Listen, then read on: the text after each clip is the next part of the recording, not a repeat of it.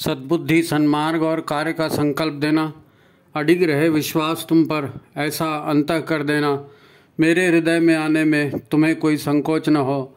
हे गुरुदेव, मुझे नज़रों से दूर कभी न होने देना। हे गुरुदेव, मुझे नज़रों से दूर कभी न होने देना। नमस्कार, गायत्री चिंतन धारा के इस सतत प्रवाह में आपका स्वागत है। मित्रों, काफ़ी दिन हो गए, एक भाई ने प्रश्न किया था।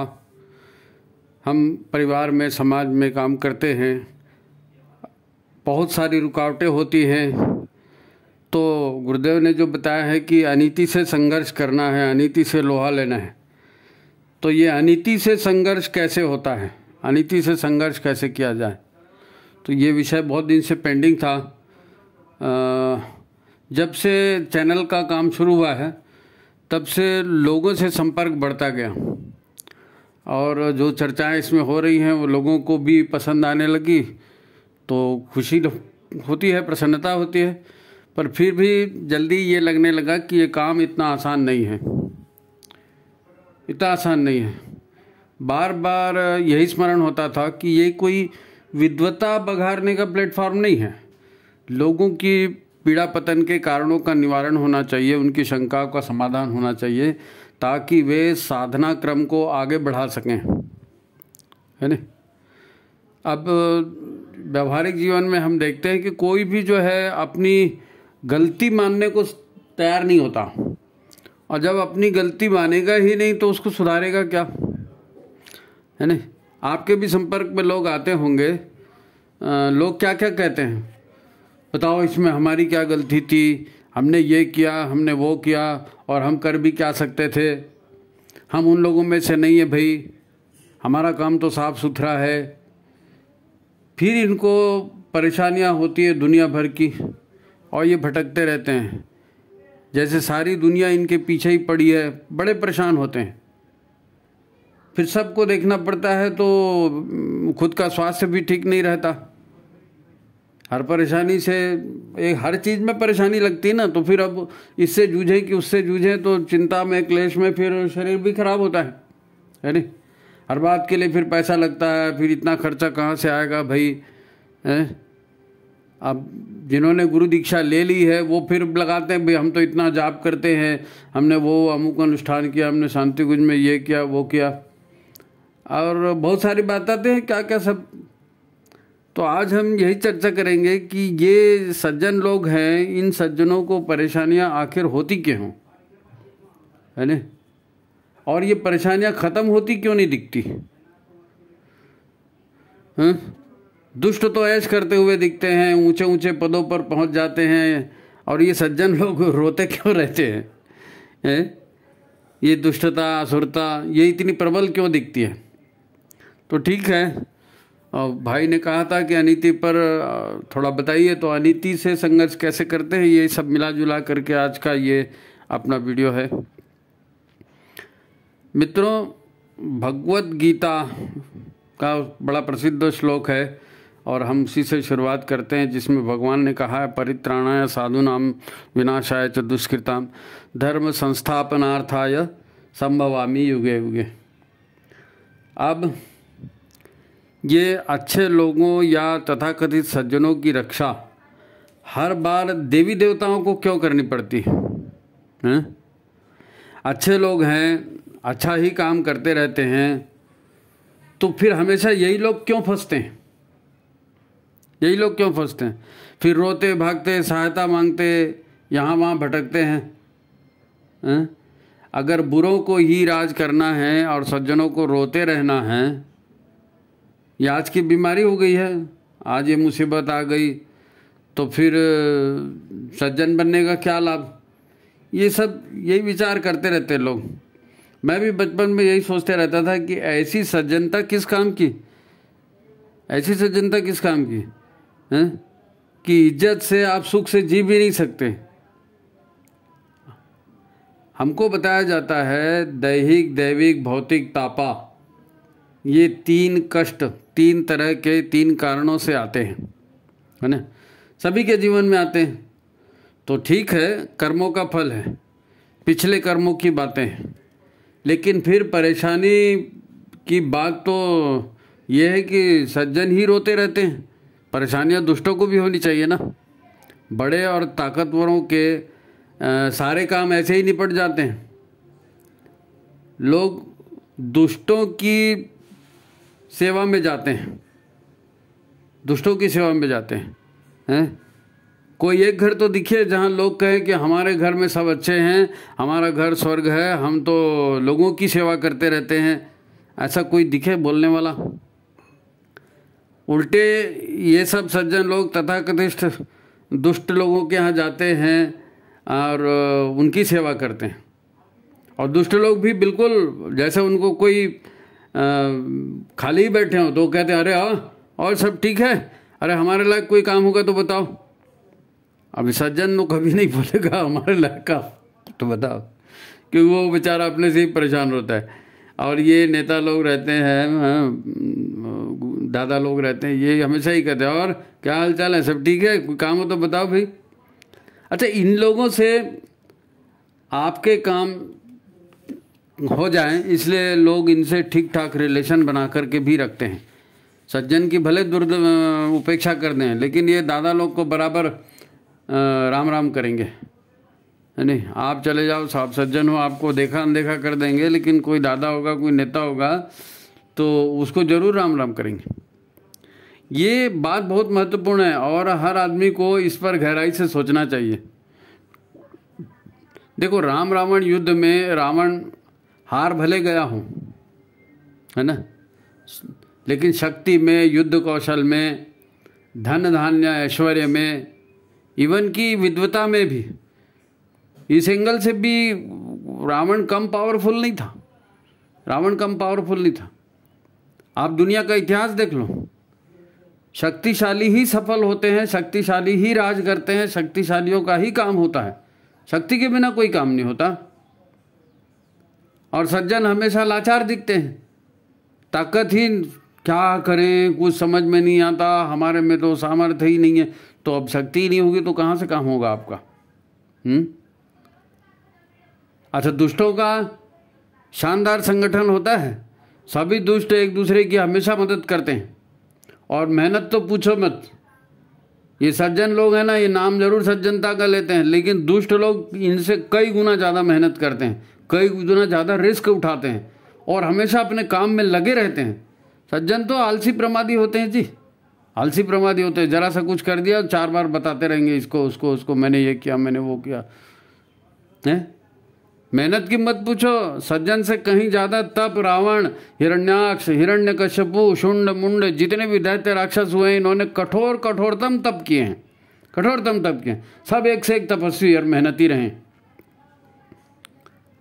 और सज्जनों का रिकॉर्ड, सज्जन आदिकाल से बिल्कुल भागते रहे, इस देवी के पास जाएंगे हमको बचा लो, उस देवता के पास जाएंगे हमको बचा लो।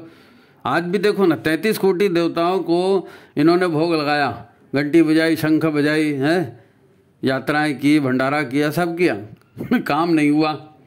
अब काम नहीं हुआ तो फिर अरे यार ये भगवान ठीक नहीं है, वो मज़ार बहुत अच्छी है, वो बाबा के मज़ार पे वहाँ जाएंगे, चादर चढ़ाएंगे हैं। कई लोग तो धर्म परिवर्तन भी कर लेते हैं, बस फोकट में मदद मिल जाए इनको, बस बैठे बैठे हम तो अच्छे हैं जी, हमारा काम लोगों ने करना चाहिए। क्यों करेंगे भाई, क्यों करेंगे? इन्हें सज्जन कहें, ये सज्जन हैं कि मूर्ख कहें कि गद्दार कहें, क्या कहें? भगवान उनकी सहायता क्यों करे जो खुद अपना खेल बिगाड़ते रहते हैं?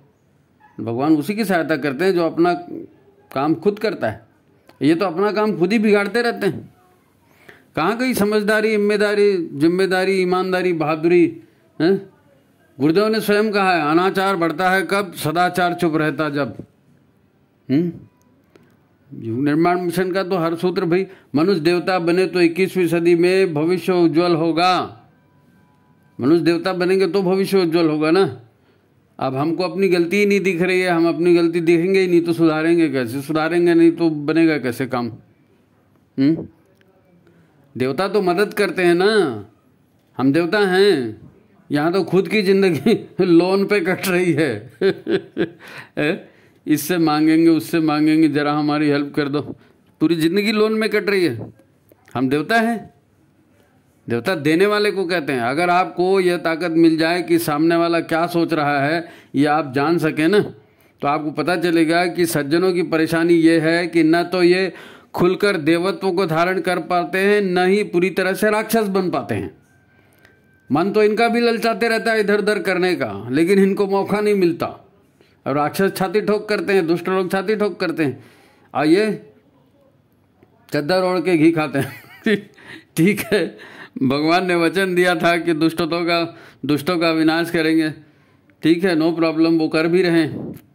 सोचने वाली बात यह है कि परित्राणाय च साधुनाम, ये जितने भी लोग अपने आप को सज्जन कहते हैं, यम नियम से चलने वाला कहते हैं, मुझे तो इनकी कहानी में ही झोल दिखता है। लगता है गुरुदेव के निर्देशों को ये ठीक से समझ नहीं सके, है ना। उन्हें समझाने और उनको सहारा देने की ज़रूरत है, सहारा देने की ज़रूरत है। बेचारे सीधे साधे रहते हैं। अब गुरु तो महाकाल है, इतने तेजस्वी हैं, उनके आकर्षण में हर कोई आ जाता है, हर कोई आ जाता है, लेकिन उनको जीवन को समझाना पड़ेगा, यज्ञ और गायत्री का मर्म समझाना पड़ेगा, गुरुदेव का जीवनचर्या समझाना पड़ेगा। उनके दिल में गुरु के प्रति श्रद्धा तो उमड़े कि हमारे गुरु ने ऐसा ऐसा किया था और हमारे लिए ये कहा है। उनको वो सब कुछ समझ में नहीं आता। वो ये सोचते हैं कि भाई इतने की रसीद कटवा दो, इतना प्रसाद चढ़ा दो, ये भंडारा करवा दो, वो दे दो, मासिक अंशदान दे दो, हो जाएगा काम। अरे बाबा, इतने से नहीं होगा। खुद के जीवन के लिए भी तो करना पड़ेगा ना। तो उनको समझाने और सहारा देने की जरूरत है, इनको धुतकारना नहीं, है ना। खुशियां बांटो और दुख बंटवाओ। लोगों के दुख हैं उसको बांटो, और अपने पास खुशियां हैं उनको बांटो। लोगों का दुख उनसे पूछोगे, उनका दुखों का निवारण करोगे तो काम होगा ना हमारा। तो वो आपके साथ आएंगे, समझेंगे, और खुशियां बांटेंगे तो आपकी खुशियां खुद बढ़ेंगी। दुख बांटने से हल्का होता है, खुशियां बांटने से बढ़ती है ना। यानी लोगों का दुख की घड़ी में साथ देना है।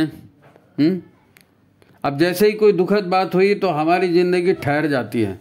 एक आम आदमी, एक सज्जन जो है ना, वो बेचारा ज़्यादा पढ़ता लिखता है नहीं, जय भगवान हाथ जोड़ लिए हो गया काम। तो स्वाध्याय मनन चिंतन कम रहता है, अनुभव कम रहता है, तो समझ में नहीं आता है। तो जैसे ही कोई दुख की बात होती है ना, तो हम उनकी ज़िंदगी फिर ठहर जाती है। बस वो दुख की बात की जुगाली लगातार करते रहते हैं। मेरे साथ ये हो गया, उसने ये कर दिया, मेरे साथ ये हो गया, उसने ये कर दिया, ऐसा क्यों किया होगा, मैंने तो ऐसा नहीं किया था, मैंने तो उसको ऐसा समझा था। महीनों वर्षों तक वो उसी बात से उबर नहीं पाते, मन उसी में लगा रहता है। तो अनेक और भी शारीरिक मानसिक तकलीफें बढ़ते जाती हैं, है ना। जीवन की कहानी आगे चलने दो भाई, आगे चलने दो। हाँ ठीक है, एक अच्छा काम था, नहीं हुआ, हो सकता था नहीं हुआ, बुरा काम हो गया। हो गया तो हो गया ना। नहीं, वो हमारा बेटा था, हमारी बेटी थी, हमारा फलाना था, हमारा वो रिश्तेदार था। अरे भैया, कोई किसी का रिश्तेदार नहीं है। आपको अकेले ज़िंदगी मिली है, आपका काम है अपना कर्तव्य करना। आप आध्यात्मिक जीवन भी है मनुष्य का एक, ये सांसारिक जीवन में है। यहाँ तो जन्म जन्मांतर के, आज के कल के लेन देन चलते रहते हैं ना, सुख दुख तो आते रहता है। बाकी किसी के माध्यम से तो आएगा ना। हो सकता है बेटे के माध्यम से आए, बेटी के माध्यम से आए, पति पत्नी के माध्यम से आए, कहीं से भी दुख आ सकता है। तो उसको झेलो, थोड़ा सहन करो, है ना। आप आज आ गया ना, तो उसको तो नहीं टाल सकते। आज को कैसे टालोगे? आज का तो नहीं टलेगा। कल के लिए आप कुछ ना कुछ अच्छा कर सकते हो, और कल के लिए आज कर लो। आज रोते रहोगे और कल के लिए भी कुछ नहीं करोगे तो 0 सन्नाटा, है ना। वो कहते हैं ना, सज्जनता बढ़ेगी तो दुष्टता अपने आप घटेगी। दिया जलाने से अंधकार खत्म होता है। सज्जनता बढ़ेगी तो दुष्टता अपने आप घटेगी। जीवन में बहुत कुछ अच्छा भी तो हो रहा है ना, तो आप उस अच्छाई को भी तो देखो। नहीं साहब, उस दिन को बात गोली मारो ना, खत्म हो गई वो बात। अब क्या करोगे, घाव पड़ गया, हाँ ठीक है, अब आगे भी तो जीना है ना, तो आगे भी तो जीवन देखोगे। चाहे अपने शरीर की बात हो, चाहे परिवार की बात हो, या समाज की बात हो, बुराई के नाश के लिए अच्छाई को बढ़ाना पड़ता है। अच्छाई को बढ़ाना पड़ता है, और वो आज बढ़ाएंगे तभी, आज अच्छाई को बढ़ाएंगे तब तो बुराई का नाश होगा। गुरुदेव ने साफ साफ कहा है, अनाचार बढ़ता है कब? सदाचार चुप रहता जब। अब आप अच्छे हैं, सदाचारी हैं, और आप उसी को घोट रहे हैं कि उसने ऐसा कर दिया, उसने, अरे उसके लिए आप अपनी ज़िंदगी को क्यों रोक रहे हो भाई? आप अपना अच्छा काम करते रहो। सज्जनों की दिक्कत ये है कि ये दूसरों को ठीक करना चाहते हैं, बहुत गलत बात। दूसरों को ठीक करना चाहते हैं। प्राय लोग पूछते हैं अनीति से संघर्ष कैसे करें। अरे पिछले दिनों एक बीमारी से लड़ना पड़ा ना आपको। मैं कोरोना की बात कर रहा हूँ। कोरोना की कितनी बड़ी बीमारी, सब लोग लड़े ना। अब अनीति भी तो एक रोग है, कोरोना जैसे है वैसी अनीति है। कोरोना भी तो दुनिया भर में फैला था, अनीति भी दुनिया भर में फैली। तो आपने क्या किया था कोरोना से लड़ने के लिए? आपने वैक्सीन लगवाई, आपने काढ़ा पिया, आपने योग प्राणायाम किया, आपने हर बार सैनिटाइजर का उपयोग किया, मुंह पे पट्टी बांध के घूम रहे थे, हैं? आप कोरोना से लड़े ना, लड़े कि नहीं लड़े? आपने अपना इम्यूनिटी पावर बढ़ाया ताकि कोरोना के कीटाणु पनप ना सके। यही तरीका होता है अनीति और बुराई से लड़ने का। अपनी अच्छाइयों को बढ़ाओ, अपने सामर्थ्य को बढ़ाओ, अपनी शक्ति को बढ़ाओ, अपने ज्ञान को बढ़ाओ। कोरोना को ऐसे ही हराया ना अपनी ताकत बढ़ा करके कि एक एक वायरस को हथौड़ी से ठोकते रहे। ऐसा थोड़ी होता है ना। सीधी सी बात है, आपका कसरती बदन देखकर कोई आपसे पंगा लेगा क्या? नहीं लेगा। और आपको दुबला पतला मरियल देखेगा तो कोई भी हड़काएगा नहीं। ये बात परिवार में भी लागू होती है। कैसे? तो ये थोड़ा और जागृत रहने वाला जो है काम है ना। श्रेष्ठ सुसंस्कृत आत्मा घर में जन्म ले, उसके लिए पहले प्रयास करना था। आज बोल रहे बच्चा ऐसा हो गया वैसा हो गया। सुसंस्कृत आत्मा घर में जन्म ले, उसके लिए पूर्व में काम करना था ना। तो आगे चलकर फिर ये पंगा लेने की नौबत नहीं आती। उसके लिए परिवार में, घर में सुसंस्कृत शालीन वातावरण बनाना पड़ता है। गर्भवती का उचित ढंग से गर्भ संस्कार कराना पड़ता है, तब अच्छी आत्मा घर में आती है। अब वो सब तो हुआ नहीं। शिशु के लालन पोषण में लगातार शिशु को जो है अच्छी आदतों में ढालना था। अब घर में वैसा कुछ हुआ नहीं। लाड़ प्यार तो खूब किया, पर खिलाया पिला क्या? क्या खिलाया? जैसे उसने अन्न खाया वैसा उसका मन बन गया। अब खिलाते रहे उसको चॉकलेट, पिज्ज़ा और दुनिया भर का मार्केट का ये लाल ये हरा आइटम। तो लाल हरा आइटम खाएगा तो खुद भी लाल हरा काम करेगा। हैं? क्या खा रहा है? जैसा खाए मन वैसा बने मन, है नहीं? जैसा खाए अन्न वैसा बने मन। सब कसर एक साथ निकाल ली, फिर न पवित्र आत्मा आई, ना अच्छे संस्कार मिले, ना अच्छा मन बना। अब आप कहते हैं कि भैया बच्चे को ठीक कर दो, बच्चे की आदत सुधार दो, बच्चे का फलाना। अब जो हो चुका वो हो चुका भाई। अब क्या हो सकता है? अब पेड़ लगा गया, बड़ा भी हो गया और उसमें बबूल के फल आ रहे हैं, आप बोलते हो इसमें आम लग जाएगी। ये कैसे हो सकता है? वो तो पहले से बीज लगाते समय देखना था। अब मैं सबकी गलतियां नहीं गिना रहा हूँ। ये समाज में जो है ना, शुरू से क्या करना चाहिए हम उसकी उपेक्षा कर देते हैं। हम तो सोचते हैं हमने किसी का पंगा नहीं किया ना, हमने किसी का बुरा नहीं किया तो हमारा भी बुरा नहीं होगा। अच्छा ठीक है, बुरा नहीं किया, बुरा नहीं होगा, लेकिन आप अच्छा कर रहे हो क्या? जो परिणाम आपको चाहिए उसके लिए कार्य से पहले तैयारी चालू हो जाती है भाई। कार्य से पहले तैयारी चालू हो जाती है।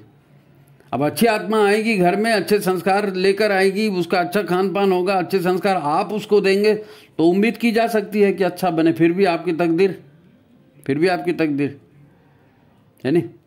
उसके पूर्व जन्म के कुछ लेन देन होंगे, वही होगा आज हर घर में दिख रहा है। अब वो बड़ा हो गया या बड़ी हो गई, अब गुंजाइश नहीं बचेगी ना उसको सुधारने की। अब क्या सुधारोगे?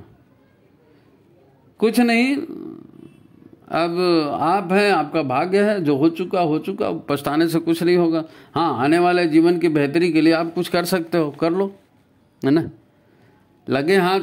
देखो ये अपने व्यक्तिगत जीवन में हमने देखा, कोरोना को लेकर के, अपने स्वास्थ्य को लेकर के, फिर समाज के जीवन को, परिवार के जीवन को देखा। अब ये राष्ट्रीय परिप्रेक्ष्य में भी इसको देख लो, क्योंकि सज्जनों की दुर्गति कैसे होती है। अच्छे लोग तथाकथित जो अच्छे होते हैं ना, इनकी दुर्गति कैसे होती है। देखो छोटे से छोटा एक इतना बड़ा जहाज होगा ना, उसमें एक छोटा सा छेद होगा तो छोटा सा छेद भी जहाज को डुबो देता है नहीं।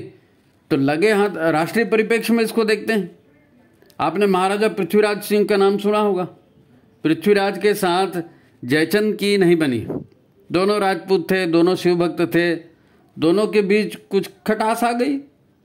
तो जयचंद ने सिर्फ व्यक्तिगत खुन्नस के लिए विदेशी आक्रांता जो है मोहम्मद गोरी, उसको भारत में आमंत्रित कर लिया और मोहम्मद गोरी की सहायता करने लगा कि तू पृथ्वीराज को मार दे। अब ये ऐसा होता है, हम उंगली में घाव हो गया तो पूरे हाथ को काटने के लिए जाते हैं। अरे उंगली में घाव हो गया, उंगली का इलाज कर ले भाई, पूरा हाथ काटने की ज़रूरत नहीं है। लेकिन नहीं, ये पृथ्वीराज मेरे को नहीं चाहिए, हो मोहम्मद गुरी तुम आ गए हो ना, इसको मारो साल को।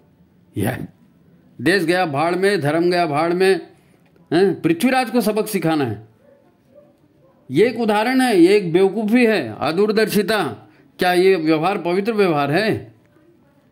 लोग यही करते हैं, थोड़ा सा आराम, थोड़ा सा सुख भोग, थोड़ा सा धन मिल जाए तो हर तरह से देश धर्म सब बेच खाते हैं। गद्दारी करने में कभी पीछे नहीं हटते, ऊपर से दिखाते हैं हम सज्जन है करके, ऊपर से दिखाते हैं, लेकिन अपने लिए शॉर्टकट मार ही देते हैं, कहीं ना कहीं से डंडी मार देते हैं। फिर न केवल खुद रोते हैं बल्कि दुनिया भर को दोष भी देते रहते हैं, उसने हमारे साथ ऐसा कर दिया। अच्छा, बाकायदा कहते हैं तुम मरो भैया, मेरे हमको तो अपना देखना है, और तो तुम भी अपना देखो, फिर सभी तो अपना देख रहे हैं ना। आज तो महाकाल की कृपा से समाज में दुष्ट लोगों की धरपकड़ हो रही है नहीं? नक्सलियों को, जिहादियों को, आतंकियों को, मिशनरियों को, हर तरह के भ्रष्टाचारियों को देश में मान सम्मान इज्जत देकर बढ़ाया किसने है? किसने नक्सलियों को हथियार पहुंचाया? किसने आतंकवादियों की मदद की? मिशनरियों की कौन मदद करता है? अपने आप को बुरा कहने का फैशन हो गया है। अरे भाई, अपने आप को बुरा मत कहो, अपनी गलती को सुधारो। अब ये इन आतंकवादियों को और इन दुष्टों को इज्जत आपने दी, अब वो सिर चढ़ के नाच रहे। और ये सज्जन कहलाने वाले मूर्खों का काम है, ये मूर्खों का काम है ये। और अब रोते हैं हमारी बेटी मुसलमान के साथ भाग गई, अमुक जगह दंगा हो गया, इतने राज्यों में हिंदू अल्पसंख्यक हो गए हैं। आज भिखमंगे पाकिस्तान में कोई दम नहीं है वो भारत से लड़ सके, परंतु बड़ी संख्या में ऐसे शरीफ लोग इस देश भर में हैं, घूम रहे हैं बड़ी इज्जत के साथ, और वो पाकिस्तान के इशारों पर फिर ट्रेन पलटवाते हैं, फिर दंगे करवाते हैं। वो क्या शाहीन बाग का आंदोलन करवाते हैं, किसान आंदोलन करवाते हैं, घंटों बरसों तक सड़क जाम है। ये आयोजन है। ये सारी अच्छाइयों पर पानी फेर देते हैं। देश में जो कुछ भी अच्छा हुआ है उसको केवल अपने निजी स्वार्थ के लिए, जी मेरे को मान मिल जाए, मेरे को सम्मान मिल जाए, मेरे को पद मिल जाए, मेरे को धन मिल जाए, उसके लिए देश को बेच देंगे, सिद्धांतों को बेच देंगे, सब कर देंगे। कौन? तथाकथित अच्छे लोग, तथाकथित अच्छे लोग। मुझको याद है एक बार संघ के, राष्ट्रीय स्वयंसेवक संघ के सरसंघ चालक जी आए थे, उनका इंटरव्यू हुआ था, तो पत्रकारों ने उनको बहुत सारे सवाल पूछे। अब ये बड़े अधिकारी हैं संघ के, तो उनकी शालीनता अलग होती है, तो पत्रकार झूम गए थे। एक एक पत्रकार कई प्रश्न पूछ रहा था। ये देश की समस्या, ऐसा हो गया, संघ क्या कर रहा है, ऐसा हो गया, संघ क्या कर रहा है, ये हो गया तो संघ ने क्या किया, है ना। वो ध्यान से सब पत्रकारों की बात सुनते रहे। तो फिर उन्होंने कहा मैं बोलूं? तो पत्रकार ने कहा भाई आपसे ही पूछ रहे हैं, बोलिए। तो उन्होंने कहा कि संघ कोई प्रतिक्रियावादी संगठन नहीं है, लोग ऐसा कर रहे हैं इसलिए हम ऐसा करें, हमारा ऐसा काम नहीं होता। हम देश के लिए समर्पित, देशभक्त और चरित्रवान, सेवाभावी लोगों का निर्माण करते हैं। हमारा किसी से विरोध नहीं है, हम किसी के विरोध में काम नहीं करते। हम सृजनात्मक काम करते हैं, व्यक्ति को अच्छा बनाते हैं, संस्कारित बनाते हैं, परिवार को अच्छा बनाते हैं, क्योंकि परिवार ही राष्ट्र का आधार है। व्यक्ति और परिवार, इसी को हम अपने संस्कृति की शिक्षा संस्कार देते हैं। लोगों को संगठित करना ये हमारा काम है। अच्छे लोगों की संख्या देश में बढ़ाते हो तो अच्छे काम भी बढ़ेंगे। पूज्य गुरुदेव का दिया एक सूत्र है ना, एक हर सद्वाक्य गुरुदेव का यही है। हर कार्यक्रम जो गुरुदेव ने दिया है, स्वस्थ शरीर, स्वच्छ मन, सभ्य समाज, ये किसके लिए है? यज्ञ को समझाते हुए उन्होंने बार बार ये कहा कि यज्ञ विश्व का सर्वश्रेष्ठ कर्म है। हमें अपना जीवन यज्ञमय बनाना चाहिए, अपनी ओर से अपने समय और साधनों की आहुतियाँ देनी चाहिए। हमसे प्रार्थना करवाई, यज्ञ रूप प्रभु हमारे भाव उज्ज्वल कीजिए। यज्ञ रूप भाव उज्ज्वल करना था। वो हम जब दैनिक जीवन में आते हैं ना तो ये सब भूल जाते हैं। वो यज्ञ में गाना था इसलिए गा दिया, और लाइफ में आ गए तो जैसा सब कर रहे हैं वैसे तो करना पड़ेगा, ये सब समाज में। अच्छा, समाज के हिसाब से चलोगे कि गुरु के हिसाब से चलोगे? खुद को ज्ञान नहीं है, ज्ञान देने के लिए गुरु बनाया, गुरु ने कहा कि भाई यज्ञ रूप भाव बनाइए, यज्ञ रूप काम कीजिए, तो नहीं। अब तो बनाओ ना भावों को, जीवन को यज्ञ में बनाओ।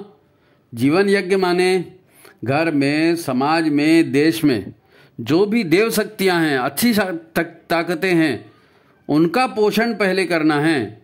अच्छी ताकतों को बलवान बनाना है, अच्छी ताकतों को बढ़ावा देना है, सज्जनों को संगठित करना जो बोलते नहीं, हाँ, उसके लिए हर तरह का समर्पण, कर्तव्य भाव से दान करना, और ऐसे करने वाले लोगों का संगठन बनाना, उनको बल देना। यही तो अर्थ है ना यज्ञ का। यज्ञ माने क्या? देव पूजन, दान और संगतिकरण। यज्ञ माने देव पूजन, दान और संगतिकरण। अच्छाई को बढ़ावा देना, अच्छाई के लिए समयदान, अंशदान करना, अपना जीवन लगाना, और संगतिकरण करना। अच्छे लोगों को एक साथ एक प्लेटफॉर्म पर लाना और एक साथ मिलजुल कर योजनाएं बनाना और एक साथ काम करना। हम तो अच्छे लोग जितने ना ये सब रोते ही रहते हैं, उसने मेरे से ऐसा कर दिया, उसने मेरे से ऐसा कर दिया। अरे भाई, वो जो कर दिया ठीक है, कर दिया, तुम्हारे तकदीर थी, कर दिया, हो गया। तो फिर देव पूजन बंद कर दोगे, दान बंद कर दोगे, संगतिकरण बंद कर दोगे, भविष्य अच्छा बनेगा कैसे? वो तो ठीक है, पुराने कर्मों का फल मिल गया आपको, भविष्य कैसे अच्छा होगा? आज करोगे तब ना। ठीक है, माहौल ऐसा अनुकूल नहीं है, परिवार में ऐसे संस्कार नहीं है, इसीलिए तो उन्होंने विचार क्रांति अभियान चलाने की बात कही है कि हम विचार क्रांति अभियान चलाएं, लोगों को बताएं कि दुर्दशा क्यों होती है, अनीति, अनाचार, दुराचार, इसका विरोध किस प्रकार होता है, कैसे एक एक बुराई छोड़ी जाए, कैसे व्यक्ति को बेहतर बनाया जाए। ईश्वर जो है ना, हम ईश्वर को, पहला वाला सूत्र अपना, ईश्वर को सर्वव्यापी और न्यायकारी मानकर उसके अनुशासन में जीवन को चलाएंगे। शरीर को भगवान का मंदिर समझकर आत्म संयम और निमित्ता द्वारा आरोग्य की रक्षा करेंगे। तो करो ना आरोग्य की रक्षा। हर आदमी 2500 बीमारियां लेकर घूम रहे हैं, क्या है? साधना साधना साधना। युग निर्माण मिशन साधना के आधार पर खड़ा है, बार बार कहते हैं ना।